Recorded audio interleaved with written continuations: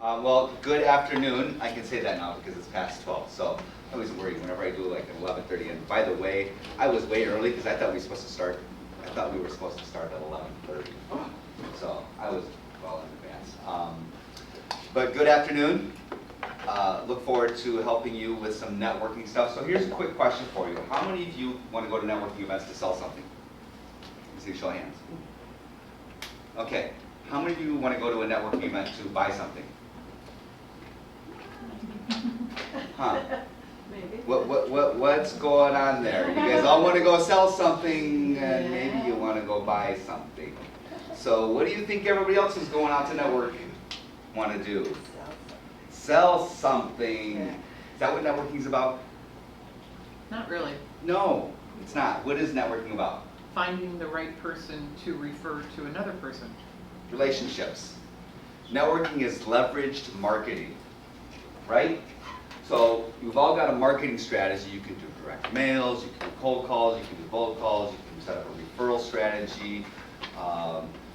You can do print media, you can do TV media, you can do radio media. So there's a whole host of different marketing avenues, but one of the most cost-effective avenues from a marketing standpoint is networking, which is really all about getting out and leveraging you, who you are, what you do, and getting in contact with other people that either know somebody that needs what you're providing or they need it. But they just don't know they need it or don't know that they want to refer you to. So today's really all about you and how you can become a great networker. How many of you network one time a week? 2 times? 3? 4? 5? Okay. Per week? A week, 5 times a week? When I started the coaching business, on average, I was out 5 to 7 times Oh my gosh. a week from a networking event. So I got to become very good at it. I hated it. I didn't like it. It was uncomfortable. It pushed me. It was frustrating. Linda, right? We were talking a little bit earlier, and she was going to do a networking event. I'm sorry, can I share your example? Oh, yeah. Awesome. She was going to do a networking event last night, but she said last time she did networking was kind of frustrating, and it didn't turn out the way she wanted to. So she decided not to do the networking event last night, and instead come to the networking event today to maybe learn how to network a little bit better. So today's really all about you and how do you leverage, primarily helping you create your 60-second elevator speech, because that's your positioning statement. That's what's going to get you noticed and remembered. All right, so networking is all about leverage process to identify and build relationships. It is not face-to-face cold calling. So you're not going to walk up to, hey Linda, I'm a business coach. You need some business coaching? Let's meet. Is that going to work? Yeah, probably not. She's going to look at me and say, yeah, no, stop. So in a cold call, that's what you would do though, right? Hey, I'm cold calling to see if you have an interest in what I sell. Can we find a time to meet? Cold calling is kind of anonymous. Networking is not. It's all about that relationship and that interaction. All right, so a little quick rule today. How many of you are familiar with the concept above and below the line? Anybody seen that? Awesome. Do you guys do it here at the bank? Yes. Sweet. Please love that when businesses adopt this. Above and below the line. So it's all about the mindset. It's all about your attitude. Basically, the way it looks, this is a line of choice. Every moment of every day, we have a choice to make. We can either be above the line or we can be below the line. So let me talk about what below the line looks like. First, it starts with blame. So how many of you know somebody who loves to blame everything else for their problem? It's the economy, it's the weather, it's the traffic, it's this, it's that, and go, yeah, stop blaming. Just, yeah. Kids? Anybody with kids? Yeah, you get some blame from the kids? Susie did it. I didn't do it. Then we go to the next one, which is excuses. Reasons. Reasons. Yes. How many reasons meetings did you have with yourself this week? How many committed that you were going to go to the gym this week but did not go? And how many reasons did you give yourself why it was okay not to go? And now how many reasons are you going to give yourself next week to not go to the gym even though that's what you wanted to do? We've got Gail here from Curve, so she hears reasons all the time. Yeah, hangnail, pimple on your butt, can't work out. Can't work out. Then we also have denial. Now denial is really the polite way of just saying you're lying to yourself. You're just going to ignore that that's even an issue, that you need to address it, that it's a problem. It just kind of tuck it underneath and hide it away. And you're in kind of that denial stage. So those are all the things that you do that are below the line. And if you look at the acronym, it's BED, which basically means if you're below the line, you're just going to lie in your bed and you're never going to go anywhere. And whereas on the other side, if you go above the line, really what you want to do is you want to take ownership for your life. You want to become accountable for the results. And you want to become responsible for the actions it takes to achieve those results. And if you do those three things on a consistent basis, what's going to happen in your life, what's going to happen in your business, what's going to happen in your relationship. Good stuff, right? That's results. Another way to look at results, that's a victor. Versus the other side, which would be the reasons game, which are victims. How many know a lot of victims? Yeah, victim speak. So, can I get everybody's agreement, raise a hand, that you're going to be above the line for today? Awesome. Now I get to hold you all accountable to being above the line. All right, successful networking. What does that look like? Well, first and foremost, if you think you're going to go to a networking event and build a relationship one time, you got to do it a few more times. You've got to become visible. What does visible mean?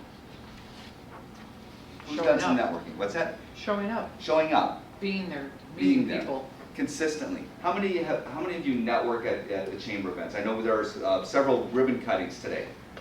Okay. Are you going to all the ribbon cuttings, or half of the ribbon cuttings, or a third of the ribbon cuttings? That's being visible. Because if you're only going to a ribbon cutting every 4 months, nobody's going to remember you. They're going to see your face. Oh yeah, I remember I met you somewhere, but I'm not sure. Whereas if you're going to all of the ribbon cuttings and all of the other people that are there at the ribbon cutting, you're going to build those relationships. How many of you belong to any networking after 5 type events? Go to any of those? Yep. Same concept. If you're only going to a few of them, are you really being visible?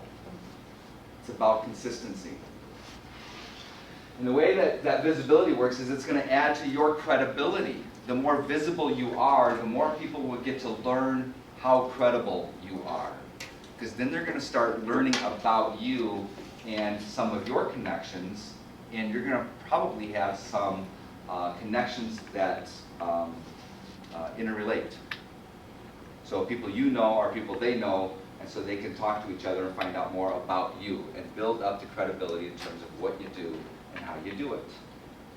Question? Well, I was just thinking about that event last night, Brazen Stock, and there were at least 40 people there from the chamber. Wow. And I was on my way out the door and I stopped to talk to a woman, and I got introduced to another woman, and I said, well, I told her stuff, and she goes, well, you're on my list of people to see. Can I please have your business cards? I was like, wow, I don't even know her. That's credibility. So you've got people out selling you before you even have a chance to sell yourself. Apparently. That's that visibility, that's that credibility, and that's getting out there in front of people. Because really, what it boils down to is profitability. People want to know that if they refer you, you're not going to make them look like a fool. Because if you make somebody that's referred you look like a fool, what's going to happen to their profitability? What's going to happen to your profitability? Both are going to start to go down. So people will be more likely to refer you if they know it's going to help them. I love the concept of with them. What's in it for me? So in everything that you're doing from a networking standpoint, always think about it from the standpoint of what's in it for that person that I'm talking to. What do they gain through our relationship? If I move too fast or if I need to slow down, please pull one way or the other, let me know. Otherwise, I'm going to move through pretty quickly because I feel like there's a pretty veteran group of networkers here. You guys have done this a little bit, so I'm not going to spend a lot of time on some of this stuff. Is that fair? Yeah. Good? Okay. Critical confidence level. So basically, when you're networking and you're out and you're creating that visibility, you're creating that credibility, the thing that you also have to remember is what line of work are you in? And based on that line of work, or the product that you sell, or the service that you sell, how confident, or what level of confidence do people have to have before they will refer you because of the risk? So I'm going to give you some examples. So over a period of time, you're going to have to work to build up that confidence level. It's going to take longer to get there. So for example, a restaurant. If you are an owner of a restaurant, are people going to be pretty easy to refer other people to your restaurant? Assuming it's good. Assuming it's good, sure. So it's not going to take a lot of time, right? What are your target clients? How many of you know what your ideal client is? Have you fully defined it? What they walk like, what they talk like, what they shop like, what they listen, who they are, all of that detail. Do you want to network to go out and get any business, or do you want to network to get your best business? Because if you go out and ask for any business, what are you going to get? Any business. But it may not be the good business. So know who your target client is and make sure you've got that. And then name and a memory hook, your catchphrase. So what's a good catchphrase for you and what you do? That's going to kind of keep people's attention. Has everybody got that? Do I need to hold yet before I go to the example? Nope, we're good. All right. We'll come back to it. So, I'm Dave Steffel from Action Coach. I coach business owners so they can have more time and more profits. I guarantee measurable results in just 17 weeks. In fact, studies show for every dollar that you spend with Action Coach, you're going to get on average $7.50 back in bottom line profits. So when you're chatting with local business owners, listen out for things like, I could do some more with, I could do with more business. I'm looking to make more money. I've got some challenges with my team. I don't have enough time. I can't seem to get my schedule down. So just listen for those types of things because that would make a great referral for me. So I'm really looking for introductions to business owners with 5 or more employees here in the Muskego area who seriously want to take their business to the next level. I'm Dave Steffel from Action Coach, where coaching is not just for sports. Ha, I like that. Okay, so now obviously I could read it because I've modified this thing so many doggone times in my little networking because you get bored with it, number one, and people get bored hearing it, especially if you're going to the same networking thing, that you keep modifying it. What you can do, the big trick here, is in this section, modify that based on the network audience. So now a 60-second introduction is really helpful when you do the stand-up, do your elevator pitch, and then sit down type of a networking thing. Then 10-second thing is where your networking is going to come and play for your networking after 5. How many of you have attended a BNI event? Okay, so BNI is an example of a 60-second infomercial that you're doing. And attended an ABLE event? Yeah, again, you're going to do a 60-second spiel because everybody stands up and does their pitch and then sits down, right? Now listen next time you go to one of those events, who does a good job and who doesn't? Who's telling you what they want? Who's telling you why you should refer them? And who's giving you the confidence that you can? And who's telling you what to listen for? Because if you start doing that and you start doing that consistently, will people be on the lookout for it? I can tell you from my BNI group, I got people that come up to me all the time and say, you know, Dave, I haven't found anybody that's struggling with those things that you keep saying, other than me. So but they're attuned to it now because they heard it. Okay? All right. So how to network? You guys are pretty familiar with the open close conversation deal. Do we need to go into a whole lot of detail on that? Basically, Linda and Gail, could I have the two of you stand up here real quick? All right. What I want to demonstrate is a closed conversation. So, no, yep, okay. Who's invited to come talk to us? Who's invited to come talk to us standing this way? Oh my gosh. Is there no one? Not really. Nobody, right? Okay, so what would it look like if we were inviting someone to have a conversation? Why don't you stand here? Okay.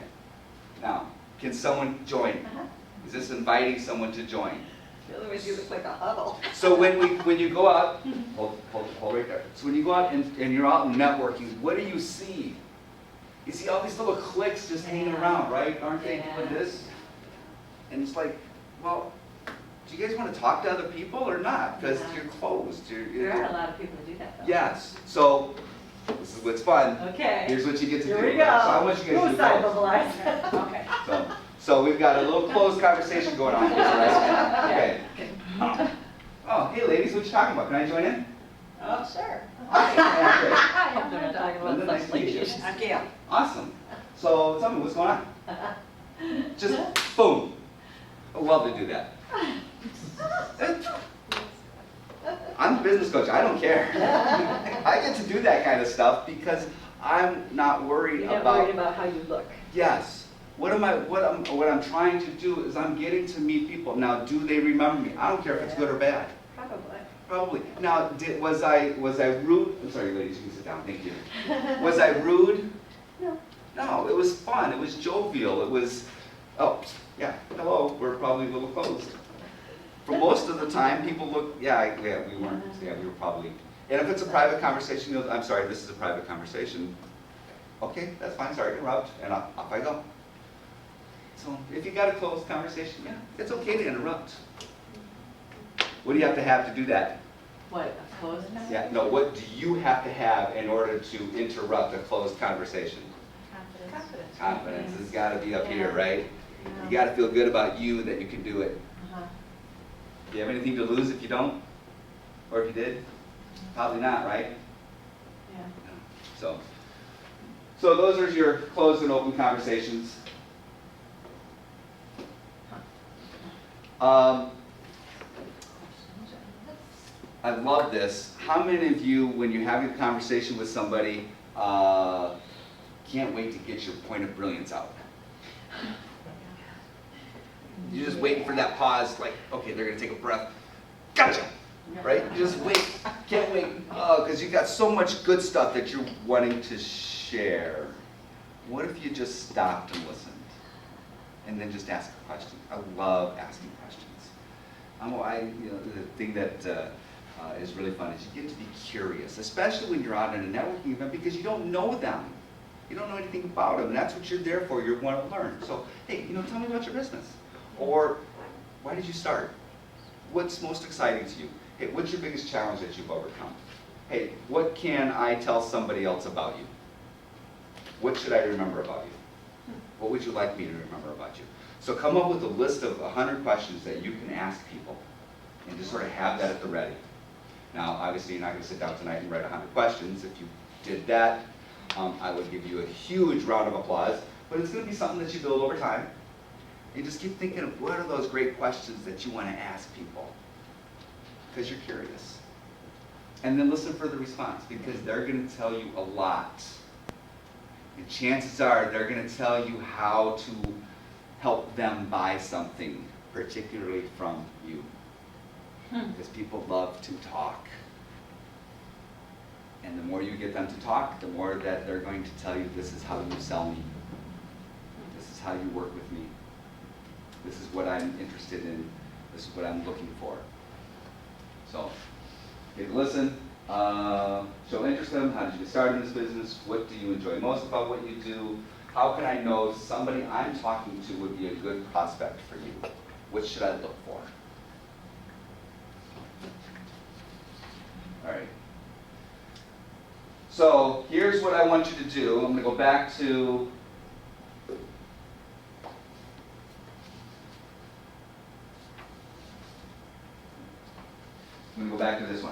You have a piece of paper. So there's 3 sort of questions that you need to fill in for your 60-second infomercial about you. And then basically, if you look at the first group, it's going to give you it's not broken out exactly, but you can, based on the item there, you can figure out which pieces fit in. So, hi, I'm Dave, and I am a business coach. So name and what you do, great. The value we provide. Solid Y members can refer you with confidence, and what should they listen for is down at the bottom one, an ideal referral. Okay? So, who are you? What do you do?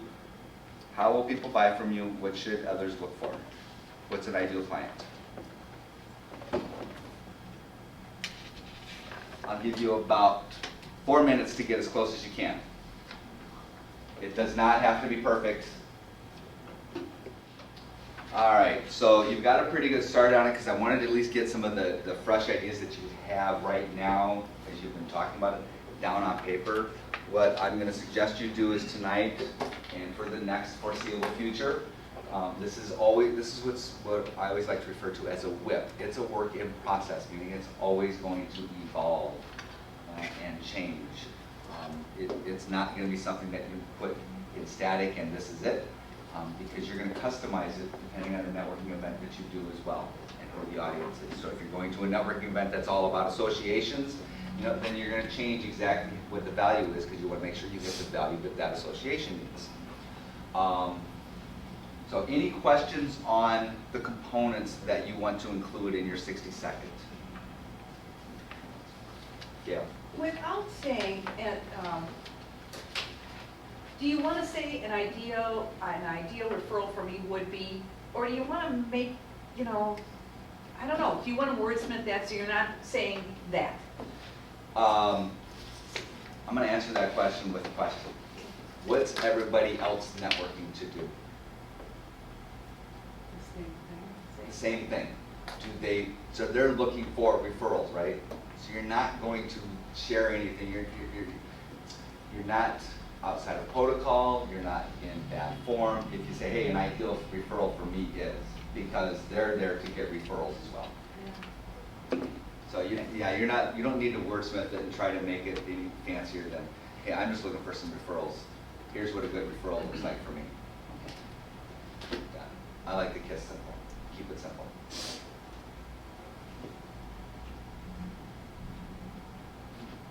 That's the really cool thing about networking. When we start working through our mind all of the challenges, all of the fears, all of the anxieties, yeah, so is everybody else that are going there. They're working through the same challenges that you are. They're working through the same ideas. When they're doing, when you go around the room and everybody's giving their 60 seconds elevator pitch, how many people are actually listening to yours versus thinking about theirs? Especially the 3 that are around you. The one the next one is thinking about theirs. The one who just got done is going back. Did I say? Oh, I forgot that. I totally did this. So they're kicking themselves. The other ones are off doing. Okay, now what's going on where? So yeah, it's really easy to get all worked up and fretting about this stuff. Yeah, it's not that big of a deal. That's our head trash. Yeah. So, all right. So we're short on time here. I need to move through. Now here's a quick networking tip, especially at networking after 5. How many of you get sucked into the 20-minute conversations? You're just standing there. That's probably why you get so frustrated. You get home and it's like, wow, I talked to 2 people. I was there for an hour and a half. Yeah, so set your internal clock or clock, make it 3 to 5 minutes. And a really easy way to excuse yourself is this. Hey, you know what?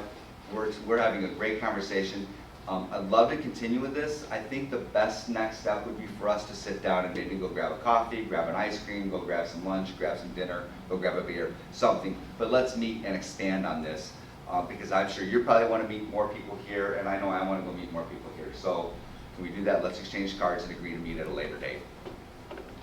Because they're probably thinking, how do I get out of this conversation? I need to step away. I need to go meet other people, just like you are. So just, be direct.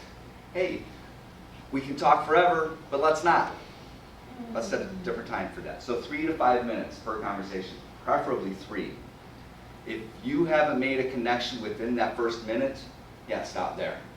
You know, that business card's gonna go right there, and off you go to the next person, right? Okay. You know, find out the common things. So, if you can, write notes on a card. If you've got a mobile device, make notes on the mobile device, especially if it's someone that you know you can send business to. You know, make some notes about them. It's showing interest. So next steps, and then move on. Yep. You're either going to agree to meet, or you're going to agree not to meet, or you ask the question, hey, I'm looking for an attorney. Have you met any attorneys here? Can you point any out to me? How long have you been here? Have you been here for a half an hour? Who did you meet? Anybody here that you think I should meet? Who's really cool to talk to? Follow up. D-W-Y-S-Y-W-D. What is that? Do what you say you will do. Yes. Do what you say you will do. Yeah. If you're going to follow up with an email, follow up with an email. Goes back to that credibility piece, right? Because that's the number one thing that's going to kill your credibility is, well, yeah, I met them at this networking event. They told me they were going to follow up. They were going to send me an email. They're going to give me some information. And I never heard back from them. Okay. So if you got a contact management system, that's a great way to flag color code people. So put them into groups. So if you've got like a group for real estate agents, a group for bankers, a group for CPAs, accountants, things of that nature, you can color code them, put them into different groups. All right, so we've got, we're at 1. Can we do 5 more minutes? Can you give me 5 more minutes? Is that okay? Awesome. All right, so what I'd like for you guys to do is get up and network. Oh, Can I ask you a quick question, Yes. Dave, before we move on? Yeah. So after you perfect your elevator speech, your 60 seconds, and you're in a networking group where you see the same people every other week for a year, obviously you've got to switch that up. They don't want to hear the same crap every other week. Yes, you're exactly right. So how many of these do you write, or how many of these do you perfect? I like to change my referral purpose statement. Here's what an ideal referral looks like for me. So I keep my value proposition the same, and I keep the what I do the same, but I change the referral. So this week I'm looking for, and I get specific then, I'm looking for a business owner in the construction or trade industry. Or I'm looking to meet some accountants and CPAs. So I'll change on the weekly basis whom I'm looking for to shake that up a little bit. And not so much because that's who I'm really looking for, but I'm looking to change the tone so that they hear something different that might spark another reason to say, oh, I never knew that. And I'll give you a perfect example. We had a guy in our BNI group who stood up and he said, yeah, I'm looking for architects. I know an architect. I can send him a referral. That's awesome. Woohoo! So, but because he said that and he changed his presentation, I was able to pass a referral to him. If he had not done that, I may not have known to pass on that architect. So yes, that's a great question. So your goal is to meet as many of yous as you can. And then we're going to do a little contest to see who's met the most. Now, you guys have a little unfair advantage because most of you already know each other. No?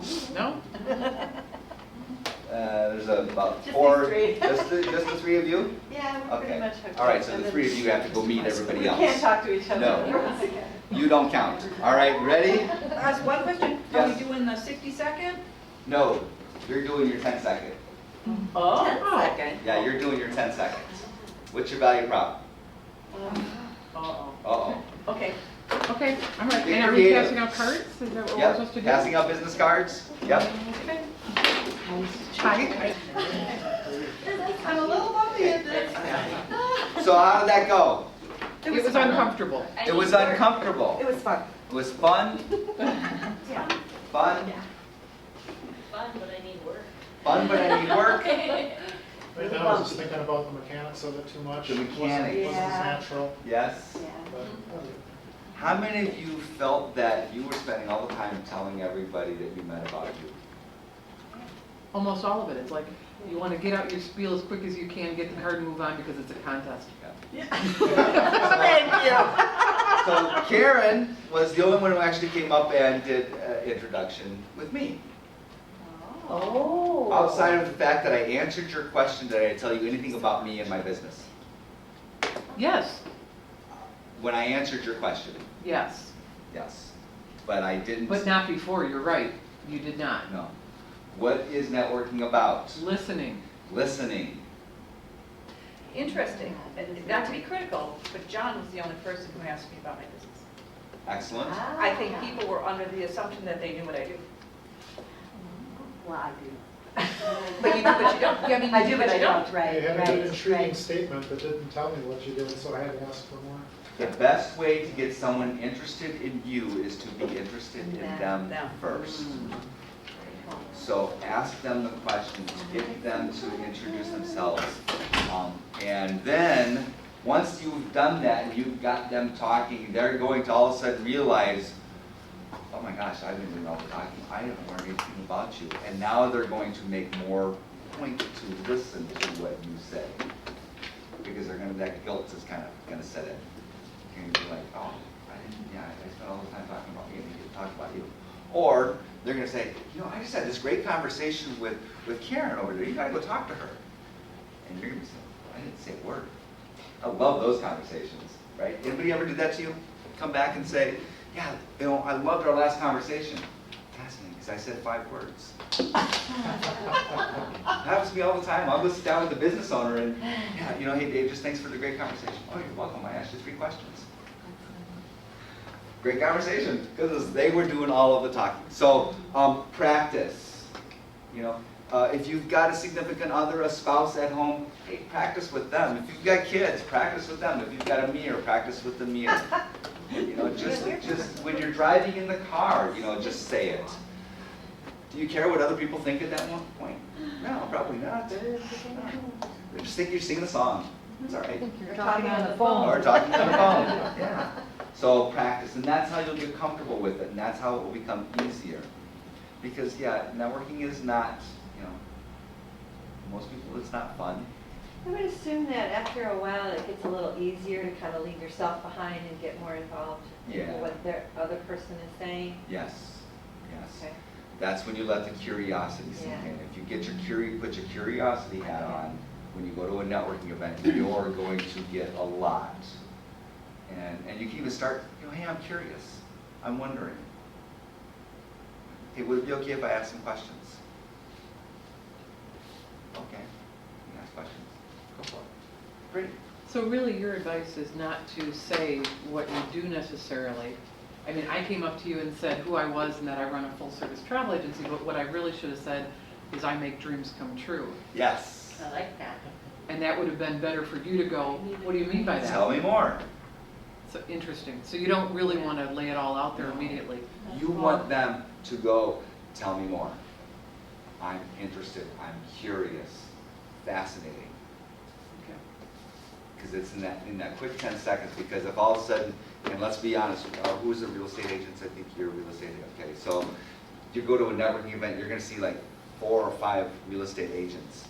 And people are very numb to real estate Pretty agents. much, yeah, So they're if you boring. walk up at a networking event and say, I'm a real estate agent, they're just, Oh, yeah. right? But instead, if you walk up and you say, you know what, I provide grandmas with a place to raise their grandkids. Or to have a party for their grandkids or something like that. What do you mean? Tell me more. Most of my clients are retired grandparents that I find condos for. And I'm always finding great places for their kids for their grandkids to come over and have fun. Or something, whatever. But you see how you can just shake it up. Kind of make it a little different. Okay, so we're trying to recruit people to join our Women's Business Connections. Okay? Do you take the same strategy? Do I come up with something clever to say about Women's Business Connections, or is that just more forthright? Like, hey, have you heard about Women's Business Connections? We're an arm of the Chamber of Commerce. I would go there. Okay, Especially if it's a woman business owner. okay. Or, woman sale, woman in business, yes. Mhm. Yeah. In fact, I think everybody here, you should probably have gotten their card, and you probably should have said, oh, by the way, I'm gonna give you a follow-up call to get you to come hook up with us. I just need Linda's card, I'll get it from Okay. All right. So now it's time to get into action. All right, did that, ideal referral, did that, awesome. We did that. Questions? Did that. Did that. Deb? One quick question here. Some of the ABLEs that I attend, there's one woman who always stands up and starts by singing. Oh my goodness. Yeah, but she does get your attention. I mean, Yes. do you recommend something? I mean, and she doesn't sing anything that has to do with her business. She'll just sing a little ditty, you know, like just a bit of it, and then she'll say, I'm so-and-so from so-and-so. You remember her though, don't But you? you do Deb? remember her. But I don't remember her business, so maybe it's not that effective. So what's your opinion on that? You know, They say that, I at don't know. the end of the day, when you think about like those types of events, the 60-second spiel that you're doing is really good, but it's all about the before Yeah. and after conversations that you have. So yeah, you know, especially in those where it's the same groups of people that tend to, you know, B&I is always the same people, but ABLEs tend to be most of the same people, because I did those for a long time as well. You know, it's not so much about what that 60-second sounds like or what you're saying in that. It's really all about the discussions before the session and the discussions after the session. If you want to get creative, give it a shot, see how it works, test and measure. If you bombed, you know not to do it. If you got everybody that came up afterwards and wanted to have a conversation and set up a meeting with you afterwards, sweet, you're singing next time too, right? Or swinging. Or swinging, yes.